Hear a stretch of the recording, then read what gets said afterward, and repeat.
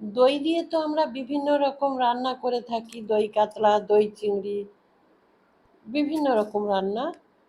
আজকে দই রুই রান্না করব, আর সেটা একটু অন্যরকমভাবে রান্না করব। সচরাচর আমরা যেভাবে মাছ দিয়ে দই দিয়ে রান্না করি, একটু অন্যরকমভাবে রুই মাছ দিয়ে দই দিয়ে রান্না করব। নমস্কার, আপনারা এখন দেখছেন রান্না ভালোবাসি। রান্না ভালোবাসির আরও একটা নতুন রেসিপিতে সবাইকে স্বাগত। আজকে আমার রেসিপিতে থাকছে রুই দই। এই রুই দই রান্না করার জন্য কড়াই গরম করে নিয়েছি।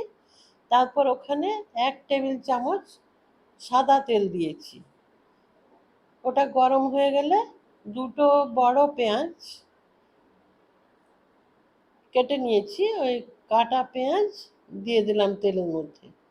দুখানা পেঁয়াজ নিয়েছি আর বড় সাইজের, ওটা একটু বড় বড় করেই কেটে নিয়েছি।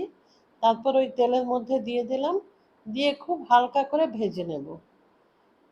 আর কয়েকটা কাঁচা লঙ্কা আর কয়েকটা কাজু বাদাম ওই পেঁয়াজের মধ্যে দিয়ে দিতে হবে, দিয়ে একটু হালকা করে ভেজে নিতে হবে।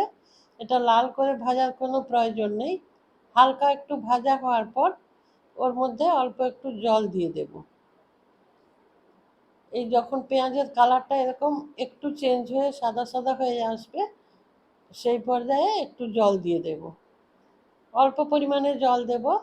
জল দিয়ে ওটা একটু ঢেকে দেব। ঢেকে পেঁয়াজ লঙ্কা কাজু বাদাম সব কিছু হালকা করে সেদ্ধ করে নেব। এখন ওটা ঢেকে দিচ্ছি, ঢেকে 2 মিনিট মতো রেখে দেব। জলটা শুকিয়ে এলে তারপর ওই পেঁয়াজ নামিয়ে নেব। হালকা একটু জল আছে, একটু নাড়াচাড়া করব। তারপর পেঁয়াজ নামিয়ে নেব বাটিতে, নিয়ে ঠান্ডা করে নেব। তারপর মিক্সিতে ওগুলো পেস্ট করে নেব। এদিকে রুই মাছ ধুয়ে পরিষ্কার করে নুন হলুদ আর একটু তেল দিয়ে মেখে রেখেছিলাম। কড়াইতে একটু তেল দিলাম, একটু বেশি পরিমাণে তেল দিলাম, মাছগুলো ভেজে নিতে হবে সেই জন্য।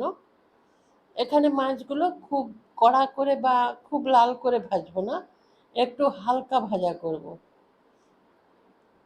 বেশি ভাজবো না, মিডিয়াম ফ্লেমে ধীরে ধীরে হালকা করে ভেজে নেব। এক পিঠ যখন হালকা লাল হয়ে আসবে তখন উল্টো দিকটা উল্টে দিতে হবে। একদম বেশি লাল করব না। এই যে এইভাবে হালকা ভেজে মাছগুলো তুলে নেবেন, তাহলে এই রেসিপির টেস্ট খুব ভালো হবে। বেশি লাল করে মুচমুচে করে ভাজলে এই রেসিপি খেতে অত ভালো লাগবে না। এইভাবে সব মাছগুলো ভেজে নেব। আবারও বাকি মাছগুলো দিয়ে দিচ্ছি, দিয়ে ওইভাবে হালকা করে ভেজে নেব। মাছ ভাজা হয়ে গেছে। ওই তেলের মধ্যেই দুটো তেজপাতা আর গোটা গরম মশলা ফোড়ন দিয়ে দিলাম। বা ফোড়ন ভালো করে ভেজে নেব, একটা সুন্দর গন্ধ বেরিয়ে আসা পর্যন্ত এটা ভেজে নিতে হবে। তারপর ওই যে পেঁয়াজ কাঁচা লঙ্কা আর কাজু বাদাম দিয়ে বেটে রেখেছিলাম, ওর থেকে 2 চামচ দিয়ে দিলাম এখানে, দিয়ে একটু কষিয়ে নিতে হবে। এই সময় গ্যাসের ফ্লেম লোতে রেখে দেবেন, না হলে নিচে লেগে পুড়ে যাওয়ার সম্ভাবনা থেকে যাবে। সেই জন্য লোতে রেখে মশলাটা কষিয়ে নিতে হবে। অল্প পরিমাণে জল দিয়ে মশলাটা কষিয়ে নেব। একটু জল দিয়েছি। একটু কষিয়ে নেওয়ার পর তারপর বাকি মশলাগুলো যোগ করে দেব এক এক করে। এখন লাল লঙ্কার গুঁড়ো দিয়ে দিলাম, অল্প পরিমাণে দিয়েছি, খুব ছোট চামচের 1 চামচ দিয়েছি। আর ওই চামচেরই 1 চামচ জিরে গুঁড়ো দিয়েছি। আর ধনে গুঁড়ো দিলাম, যেই পরিমাণে জিরে গুঁড়ো দিয়েছি তার 2 গুণ পরিমাণে ধনে গুঁড়ো দিলাম। ধনে গুঁড়োটা একটু বেশি আর জিরে গুঁড়োটা একটু কম। তারপর অল্প একটু জল দিলাম, দিয়ে সব কিছু একসাথে ভালো করে এইভাবে কষিয়ে নেব। মশলাটা ভালো করে কষাবেন, তেল ছেড়ে আসা পর্যন্ত এগুলো কষিয়ে নিতে হবে। যখন হালকা তেল ছেড়ে এসেছে, এখানে 50 গ্রাম থেকে 75 গ্রাম মতো দই এটা ফেটিয়ে রেখেছিলাম, খুব ভালো করে ফেটিয়ে নেবেন। তারপর দইটা মশলার সঙ্গে দিয়ে ভালো করে এটা কষিয়ে নিতে হবে। দইয়ের বাটি ধুয়ে অল্প পরিমাণে জল দিলাম। এখানে কাজু বাদাম যেহেতু আছে, সেই জন্য লো ফ্লেমে ধীরে ধীরে এটা নাড়াতে থাকবেন, আর অনবরত নাড়াতে থাকবেন। কাজু বাদাম দেওয়ার ফলে নিচে কড়াইতে বসে যাওয়ার সম্ভাবনা থাকে, সেই জন্য কাজু বাদাম ব্যবহার করলে একটু ঘন ঘন নাড়াতে হবে। পরিমাণ মতো নুন দিয়ে দেব, অল্প একটু চিনি দিয়ে দেব। তারপর আবারও ভালো করে মশলা কষিয়ে নেব।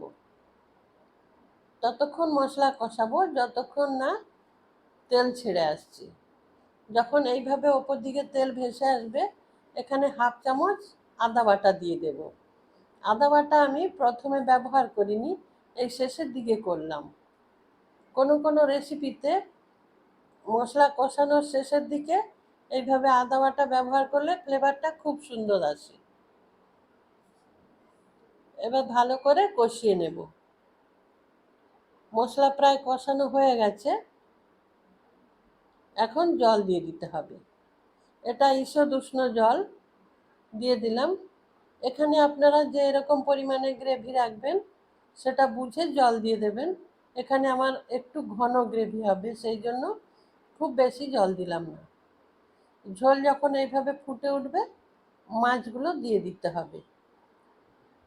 এই পর্যায়ে তেজপাতাগুলো তুলে ফেলে দিতে পারেন, কারণ তেজপাতার ফ্লেভার ঝোলের মধ্যে মিশে গেছে, তাহলে দেখতে ভালো লাগবে। এটাই, মাছগুলো সব দিয়ে দিলাম। একটু ফুটে যাওয়ার পর মাছগুলো আবার এপিট ওপিট উল্টে দেব। তেজপাতাটা আমি তুলে ফেলে দিচ্ছি।